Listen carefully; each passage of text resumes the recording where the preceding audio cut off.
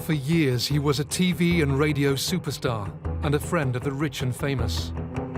He was pretty much ingrained in the nation's consciousness. Nobody tells me to do anything, baby. Oh, right. I tell them what's happening. He had friends in the very highest echelons of society. But since his death in 2011, the sinister truth about Jimmy Savile has been revealed. He was just sadistic in what he wanted to do and what he wanted other people to do. Jimmy Savile, once one of the nation's favourite stars, adored by millions of TV viewers, is now regarded as one of the country's most prolific sex offenders. His preying on young victims and just how he was allowed to carry on abusing children for decades are crimes that shook Britain.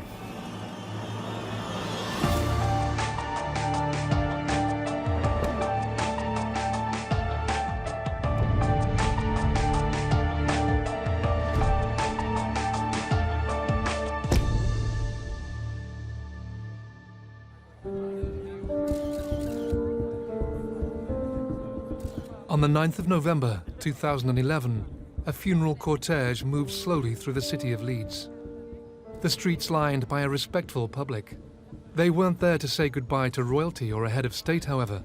They had come to pay their respects to a DJ, charity worker, and much-loved icon. He was absolutely worshipped by thousands and thousands of people. You couldn't move in Leeds when it was a funeral. The streets were packed solid, you know, traffic was stopped, everything stopped. At 2 this afternoon, Sir Jimmy Savile's gold coffin made its way down Cookridge Street in Leeds. I can't think of any media celebrity today who is more famous than he was then. Flags at half-mast outside Leeds General Infirmary, where he'd raised so much for charity. He was a demigod. Just days later, however, stories began to emerge that confounded the country. Rumours that had circulated for years were coming true. Jimmy Savile, once the nation's favourite entertainer, was in fact a rapist, a sadist and a paedophile.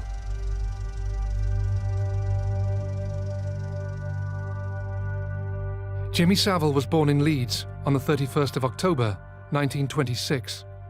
As a young man, he worked as a coal miner before an injury forced him to change career. He became an entertainer and began running several nightclubs in the north of England. It wasn't long before his reputation preceded him. When Jimmy Savile first came to Leeds, no one knew him, and after a month, everybody in Leeds knew him or have heard of him because of the outlandish things that he used to do. The way he dressed, the way he did his hair, for instance, you know, just to get himself noticed. You know, if he came to our house, there'd obviously be I'd say a couple of dozen. It could be a couple of hundred people all outside the house and round his car. And, you know, so you'd obviously walk around with a big chest and your head held high, you know, saying, oh, is that my uncle, sort of thing.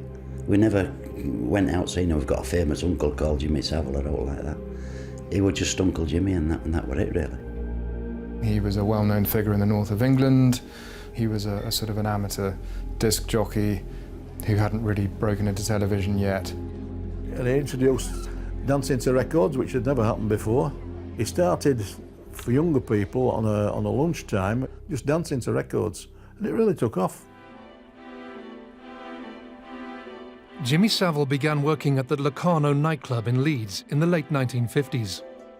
Dennis Lemon was employed by the club and became Savile's unofficial minder. He tried to give himself this reputation of a tough guy in a restaurant, all this, that and other, and I think he was as soft as anything. He just wanted somebody at his shoulders in case somebody did take a swing. Even as his showbiz career was taking off, Jimmy Savile began to be dogged by accusations. When I was talking to the assistant manager one night, and Jimmy came through the door, and evening, Jimmy, you know, and just walked straight past us. And I said, what's wrong with Jimmy? He says, a bad mood. He said, oh, he says, he's got a lot on his mind. I said, what's wrong with him now? He says, in court tomorrow. What for? He says, messing about with girls. And I thought, well, he may have taken one out and, as the phrase goes, tried it on and it didn't work and they've complained about him, you know. And that was that. Nothing else said. Until next time I was on duty, a couple of nights later, and I happened to say, how did Jimmy go on in court? So I said, it never got to court. It got thrown out. Case dropped. And I said, how did he manage that one then? He said, same as he did last time. He said he paid him off. Having narrowly escaped any charges by paying off his accuser's family, Savile apparently felt no need to curb his behaviour. What's amazing is how brazen he was, how public he was even then. I think he's just an individual who probably felt that he was fairly untouchable. I mean, you know, he was quite an imposing figure. In 1968, 15-year-old Guy Marsden, Savile's nephew, along with 3 friends, headed south from Leeds in search of adventure. The young teenagers found themselves at Euston Station in London, where they were approached by 2 men. I would have said about 30 years old, rock and roll, with leather jackets and long hair and that. And they were just saying, do you want to come to our place and that? You've got to try to remember that there were no such thing as perverts. There were, but you didn't hear of them. There wasn't even a name paedophile out then, I don't think. So we just thought, oh, they like us, you know. So anyway, we ended up going with these back to their flat. At the time, Guy and his friends were unaware of the motives of the 2 men. Only recently has he found out the truth. These people would pick people up from train stations, as in younger people. We'd then go to their houses. And then the ones higher up the chain would come to these houses to see who they'd picked up, to take them elsewhere to do whatever they were going to do with them. Only days later, Guy was stunned when Jimmy Savile himself visited the flat. His first thought was that his family had tracked him down and they had sent Savile to bring him back to Leeds. The truth would be far worse. And then my Uncle Jimmy came in, and he came in with his vicar and some kids. I thought that my Uncle Jimmy had caught me there because, I mean, I was proper scared, if you know what I mean, I was terrified, if you want. But now I'm 60, I think. He didn't catch me, I caught him. Only recently has Guy been made aware that Jimmy Savile, far from being a lone predator, seemingly played an active role in supplying children to a network of child abusers in London. Now I've no conception of paedophilia or child abuse at all, neither has any other 3. So to us, our thoughts were, it's a party. You know, the people who live there, the man and lady who live there, are going to have a party. And it ended up where we were like huddled together, 4 of us, and then these little kids would come over to us. As a naive 15-year-old, Guy was never completely aware of the role he played. But it appears he and his friends were unwitting accomplices in the group's depraved activities. You'd have been talking from 6-year-old up to, I'd have said 10 at most. So they were young children. And then every so often, one of them would go, 2 of them would go. Still never thought nothing whatsoever about it. These parties would last for days, with various men from all sections of society arriving and taking 1 or more young children into bedrooms and abusing them. I think most decent people find it incomprehensible that these sort of organisations, rings, whatever we want to call them, exist, but no less incomprehensible than why would anybody abuse a child.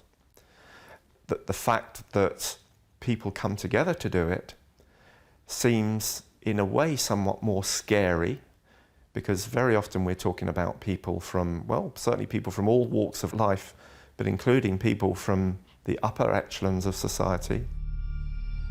To this day, Guy is still unclear as to exactly what role Savile played in the so-called parties.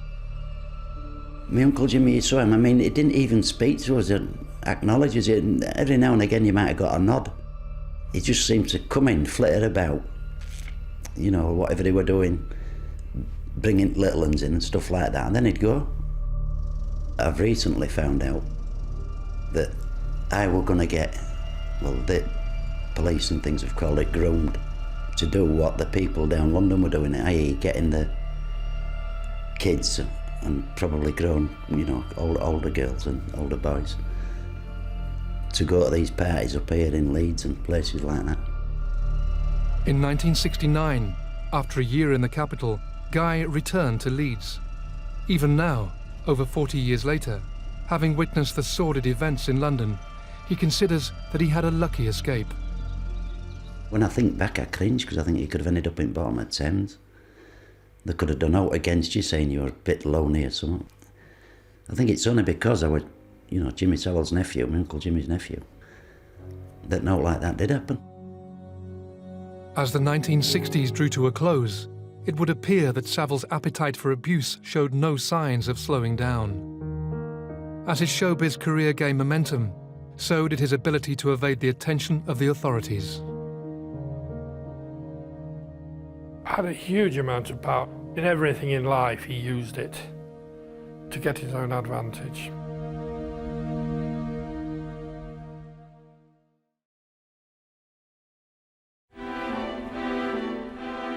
Jimmy Savile, once a cherished national icon, is now vilified as an evil sexual predator who hid behind a smokescreen of celebrity in a career that lasted decades.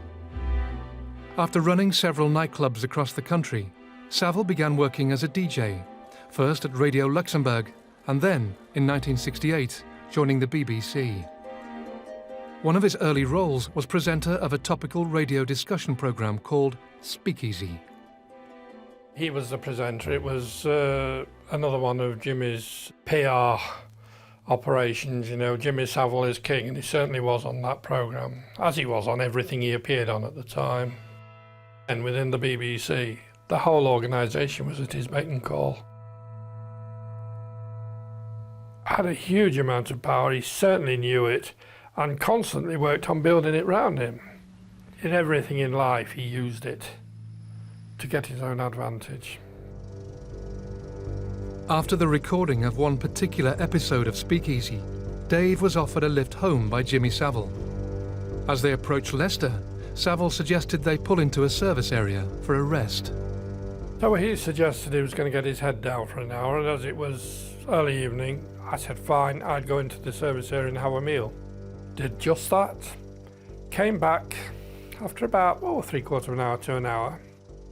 Tapped on the window of the motorhome to let him know I was here, and lo and behold, two young girls, 14, 15-year-olds, clambered out of the back, looking all scruffy and flustered, followed by Jim. They were scrambling as if they were trying to get away from something.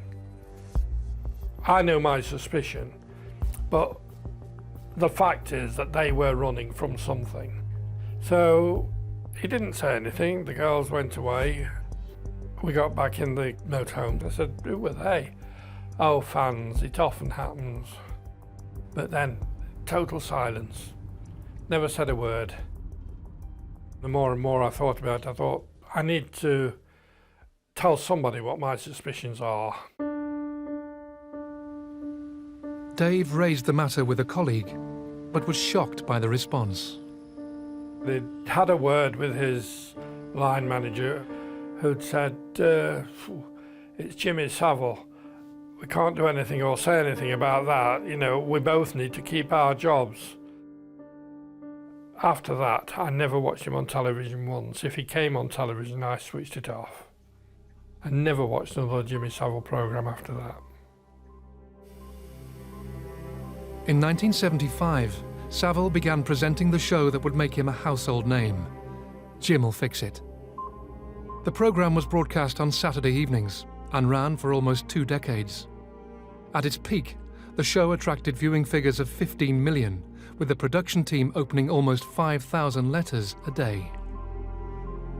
I got letters just bombarding me. There were so many letters, and it was up to me to sift them and give them to Jim for his decision. But it was hard, but there was a lot of letters, and it just grew like topsy.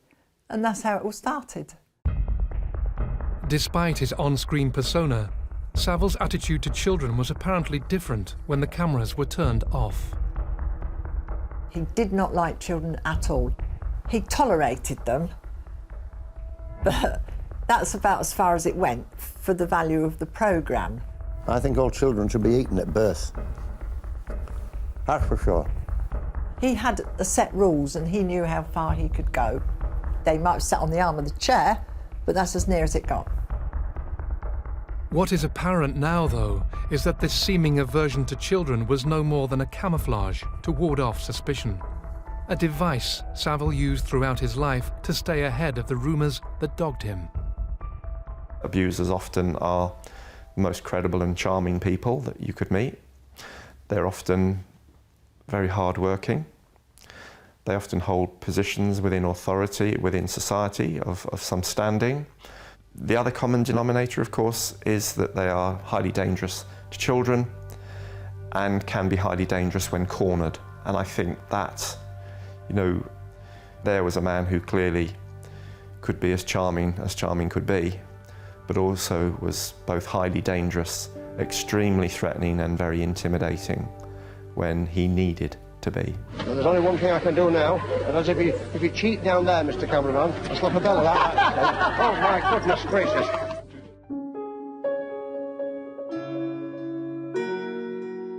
As well as his TV and radio career, Savile was renowned for his charity work, raising millions of pounds for several charities, including the Leeds General Infirmary and Stoke Mandeville National Spinal Injury Centre. Jim, because he was Jim, liked high-profile things. Stoke Mandeville was very high-profile. It was world famous for its treatment of the paralysed. Leeds General Infirmary was a big teaching hospital. So he generated to things that had quite a high publicity value. And as a result, he benefited, but so did the hospitals. Jimmy Savile may have raised around 40 million in his lifetime for charity, but looking back, I think it's easy to now see that his charity work was a very convenient camouflage for his activities and helped him gain access to vulnerable, young people, in fact, in hospitals, in children's homes, in events linked to the BBC, and indeed, of course, his involvement with Broadmoor and the fact that he was actually given the keys to Broadmoor. Broadmoor, the high-security psychiatric hospital in Berkshire, is home to some of the UK's most notorious criminals. Past occupants include Peter Sutcliffe, Charles Bronson, and Ronnie Cray. Savile had volunteered at Broadmoor for years, but in 1988 he was given a senior role, along with a house on site and, incredibly, access to patients. The facts that he was given keys to a place such as Broadmoor, that he was allowed to walk the hospital wards where there were vulnerable children in Stoke Mandeville and other places, again, is incomprehensible. And yet nobody seems to be taking responsibility. Like many adults who abuse children, I think Savile preyed on the vulnerable and the weak. We still don't know the full sort of degree of what he did, but it seems to be the case that he may have even abused disabled children in hospitals. We now know there were people, in certain hospitals and at Broadmoor and elsewhere who were suspicious, or indeed had had whispers, or even had had complaints from some victims, but who I think felt that they would never be believed. If you're a friend of the Prime Minister, you're photographed with these people, you are, in the public eye. The idea that you might at the same time be abusing children is monstrous. Here we go with what's called a medical breakthrough. He had, if you like, all the establishment connections, even though he was eccentric, even though he dressed like a complete weirdo, that he was actually fated. As well as having almost unrestricted access to Broadmoor and its patients, Savile also managed to secure regular visits to Duncroft School in Surrey, a residential school that housed young girls who had been sent there by the courts. The girls at Duncroft were certainly, although intelligent, were vulnerable. But Savile, I think, also worked on the principle that the mixture of his fame and the fact that he was treating them to things like trips to the BBC or trips out in his Rolls Royce, that this was, if you like, a thrill that that they wouldn't get from their normal lives in effect in an institution. So I think he gambled on that would at the time would actually guarantee their silence. Anything that moved seemed to be a potential victim for Savile. But he clearly also was clever at targeting lots of very vulnerable victims as well. Girls in a school for troubled girls would have been, manna from heaven. In 1994, 2 women who had been pupils at Duncroft approached the Sunday Mirror newspaper, alleging that Savile had abused them as teenagers. They weren't looking for money. They merely wanted to see Savile exposed because they thought he was a hypocrite, and find it hard to believe that he was almost deified in some circles, and that he was so well in with very prominent, eminent people. Although the paper was keen to run the story, the 2 women were understandably wary of the costly and emotionally intrusive libel case that would inevitably follow. They decided not to proceed. Once again, Savile's power and reputation had served him well. I had no doubt about the veracity of their stories, but they had lost their nerve. In one case, she still had the courage herself, but she didn't want the embarrassment of both her past life coming out or indeed of her being subjected to what would have been a merciless cross-examination by a QC for Savile. One had had to tell them that was what was going to happen.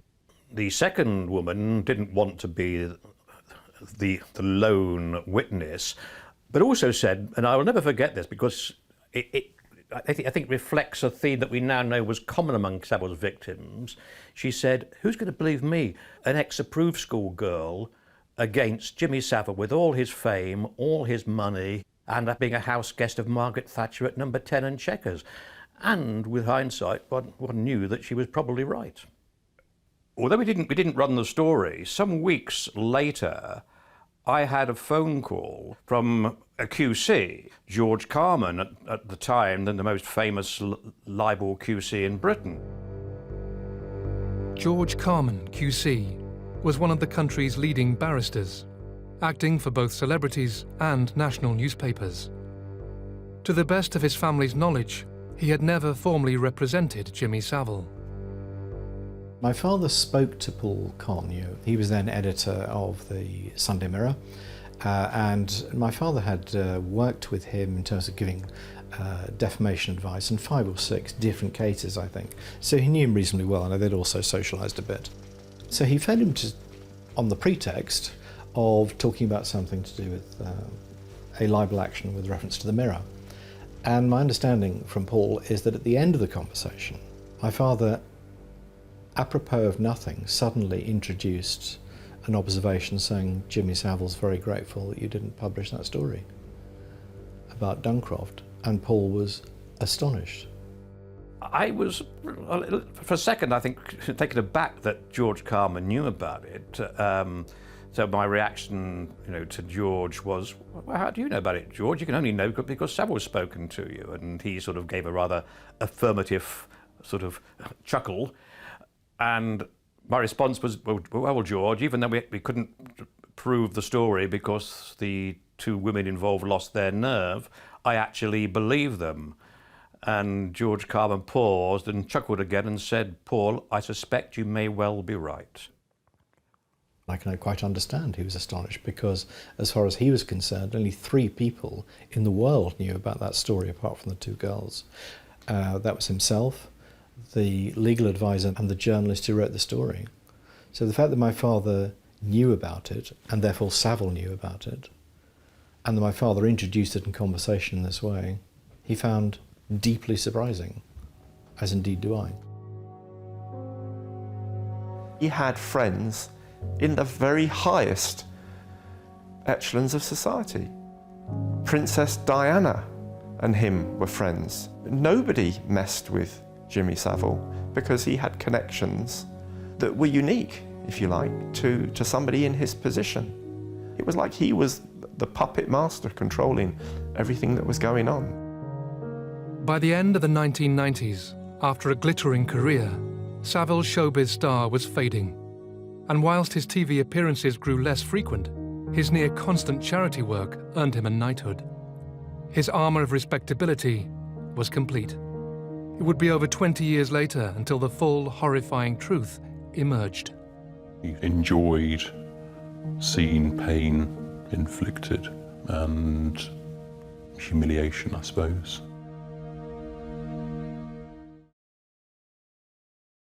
Jimmy Savile was a national icon until his death in 2011. He is now regarded as a wicked, predatory sex offender who used his connections and reputation to deflect any allegations of wrongdoing. However, the public persona of Savile, the entertainer and showman, was at odds with how people actually viewed him when the cameras were turned off. Savile had long been regarded as a pretty suspicious figure by a lot of people in journalism, in Fleet Street, at the BBC. One, I'm very boring. I don't do drugs, I don't do underage sex, I don't do any of them things that they print in papers today. I think I've found Savile shifty, grubby, mock humility. He almost invited you to think of him as a slightly grubby, eccentric individual. I hope that cigar is not lit that you have in your hand. No, it's not lit. Jimmy Savile. Did No. the doctors not tell you to get off that? Nobody tells me to do anything, baby. Oh, right. I tell them what's happening. I feel that, yes, he hid his darkness in the light. You've been doing Jim Will Fix It for 20 years. Did anybody ever fix anything for you? Yes, because my case comes up next Thursday. Right, and I hope you get off it. No, it'll be a change if I get put away. He didn't have a personality. It was almost robotic, not in his movements, but in his actions. He never ever showed any emotion other than when it was that false smile that he had when he was buttering you up on screen or on air. Never showed any emotion of any kind whatsoever. A lot of people didn't like him. They didn't like him because of the way, a lot of people called him creepy, but he used to go round the wards saying things like, oh, you're beautiful, and give me your hand, and he'd take their hand and he'd kiss the back of their hand, and he wasn't terribly popular with the staff. Whilst people harboured suspicions about Savile, his status as a celebrity and fundraiser meant he was never called to account, allowing him to continue to prey on children, both as an individual and also as part of a group of child abusers. Stephen was only 7 when he began to be abused at home. My father started it, started being very violent. He used to drink quite heavily. And it started from there. I suppose over quite a short space of time it escalated quite quickly from just being hit to being kissed and touched, and I don't know how many months before others were involved. As the abuse got worse, Stephen was handed over to an organised paedophile ring. I just remember my father coming away really pleased that he liked me and they wanted me in the group. I had no idea what that meant at the time. And then it was only a few days, I suppose, after that, that I was taken to my first meeting. There was only a few of them there. And that was then set for years then. Stephen was abused by the group for the next 9 years. He would be collected from home at any time, day or night. And on occasions, he would even be picked up from school. He was taken to various locations, including houses and hotels, where he, and often other boys, would be subjected to the most appalling sexual abuse by one or more men. Nobody questioned it, and sometimes it was during the day or the evening or at night or weekends. That was just part of life, really. And nobody said anything. Not a word. Strange, because they never said, don't tell. You hear people say, oh yeah, we were told not to tell. Nobody ever actually said that. But it was made very clear that if you broke the rules, or if you went against the group, you would just disappear. And no one would care. They had their rules, and you had to follow their rules without question. No crying, and not being unconscious. They didn't like it if you passed out. No passing out. And that was it. That was the rules that you had to follow. And were pretty much broken quite regularly.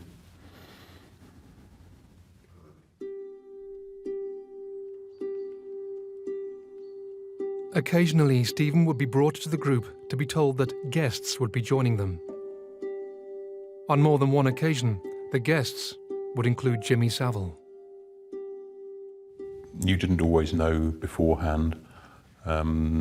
Sometimes we were told, so we were, as I've been taken to wherever it happened to be, that there'd be a guest coming that evening or that day or whenever it was, but not always.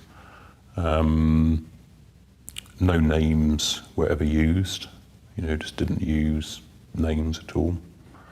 And yeah, he came probably a couple of times a year over several years, just odd occasions. There was nothing different about the event, it just that there was somebody different there. Did Savile abuse you directly? Yes. Yeah.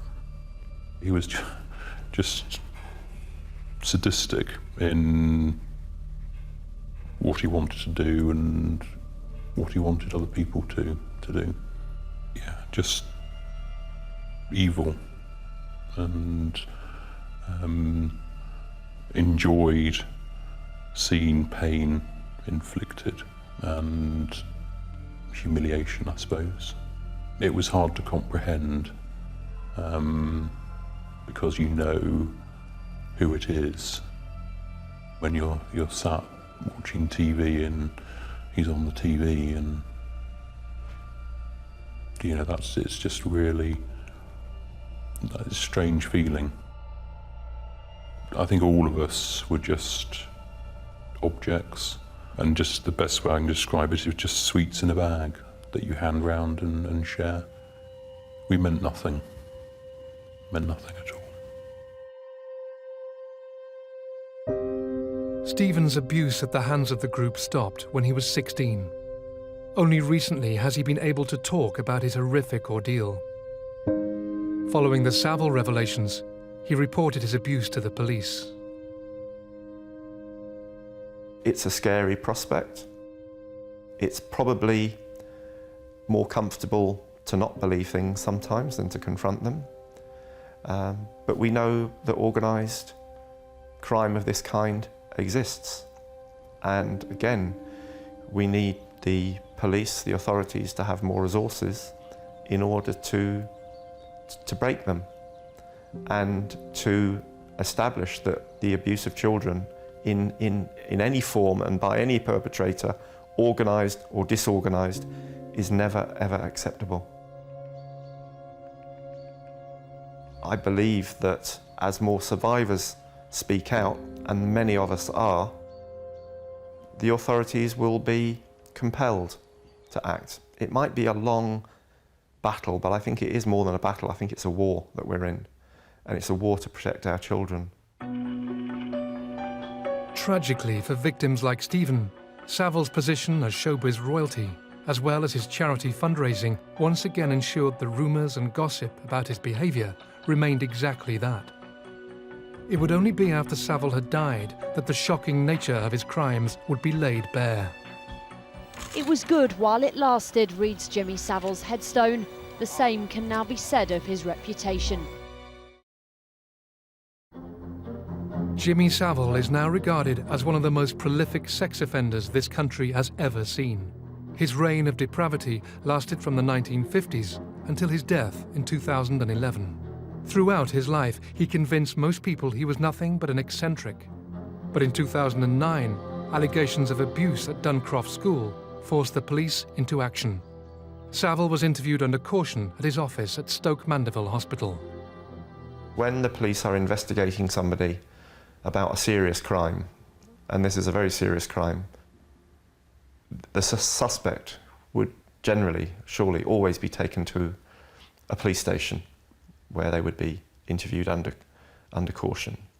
So that made it unusual immediately, and again, probably emphasised that the person in control of that interview was Jimmy Savile. It was not the police. From what's coming out in the press, and most recently the transcript of his interview with Surrey Police, the tone of the interview is one of almost, I'm sorry I've got to ask you this again, but you know, we've had these allegations made to us, which is not really a very confident way of putting an allegation to get a structured response. As well as his obvious denials of any wrongdoing, were the undercurrent of threats and intimidation within the interview. I mean, he virtually said that he would have them in the courts if they messed with him. The authorities decided that given the lack of evidence, any pursuit of Savile was futile, and the charges were dropped. One of the last chances to bring one of Britain's most prolific child abusers to justice was lost. Jimmy Savile died in October 2011. Even after his death, a veil of secrecy covered the truth about his activities. In mid-December 2011, I got a call from a BBC contact of mine who told me that there were various people working at the BBC who were unhappy about the fact that a Newsnight investigation into Savile had been axed in what were described to me as mysterious circumstances. So I did some digging over a period of about a week, and I discovered that indeed there had been a BBC Newsnight investigation into Savile, and it had been axed. It was made clear to me that several witnesses, middle-aged women, had come forward, and some of them had spoken on the record about abuse that they had suffered at the hands of Savile on BBC premises. So I put this to the BBC press office about 3 or 4 days before Christmas 2011. It took them 24 hours, but they did confirm that they had conducted this investigation. They told me it had been dropped for editorial reasons. I therefore had confirmation that the investigation had taken place. I knew what its contents were, and I tried to sell that story to 7 national newspapers over the next 2 weeks. Despite the robust evidence backing up the allegations, not a single newspaper decided to run the story. An executive from one very well-known newspaper told me that, in fact, his editor had also heard stories about Savile, but decided that because he had only been dead for about 2 months by this point, it would be in bad taste to run the story. The doors closed, really, and the story was sort of no interest to any of them, which amazed me. I suddenly remembered that there was one person who not only might have had some knowledge of Savile as an individual, but who was sure to run the story because he has a reputation as a mischief maker. That person is Richard Ingrams, the editor of the Oldie magazine. He'd previously edited Private Eye for about 25 years. I rang Richard Ingrams, and within 30 seconds he said that he wanted to take the story, and he did indeed publish the allegations in full in the February 2012 issue of the Oldie. The Oldie article was the first occasion when any of the allegations against Savile were published in full. On the 4th of October 2012, ITV broadcast Exposure, the Other Side of Jimmy Savile. For the first time, the whole country was aware of the allegations against the disgraced star. I think everybody in Leeds watched it. And, it's not very nice to, somebody that you liked and trusted being such a character. I suppose my feelings were one of smugness, self-satisfaction. There you are, I told you so. Disappointment that it had taken so long. Disappointment that the guy had died so he couldn't face justice. But happy that it had come out. The day after Exposure was broadcast, the Metropolitan Police launched Operation U-Tree, looking into the actions of Jimmy Savile, as well as numerous other allegations of historic sexual abuse. The Metropolitan Police and the NSPCC painted a picture of abuse on an almost industrial scale. Over 450 individuals have since come forward to allege that Savile abused them. Most were under 18 when the offences took place. It doesn't matter how much money you raise for charity. If you are at the same time abusing children, abusing disabled people, robbing them of their dignity, robbing them of their childhood, making them incredibly unhappy, you can only be a bad person and your legacy will always be poisonous. I think the Jimmy Savile outrage undoubtedly has a legacy. I mean, it has the legacy that, if you like, the can of worms is open. The extent of abuse within society now is beginning to be accepted. Jimmy Savile was one offender. He doubtless abused thousands of people during the course of his lifetime. But we know that there are many millions of other people in this country who have suffered abuse at the hands of all sorts of other people. And the legacy that should follow such an outrage is that we don't allow this to be swept under the carpet any longer. I think it's helped alert the British public to the scale of child abuse, not just involving celebrities, but involving other corrupters and destroyers of young lives. I think that it probably means that the prosecuting authorities and the police now take complaints or evidence of abuse far more seriously. The police have been fantastic, because that was a nerve-wracking experience. And positives, I suppose, for my own life, because I'm now much more grounded with it, I suppose. I know what triggers me, I know what doesn't. It's easier to live with now. And hopefully that's going to enable me to get another relationship at some point.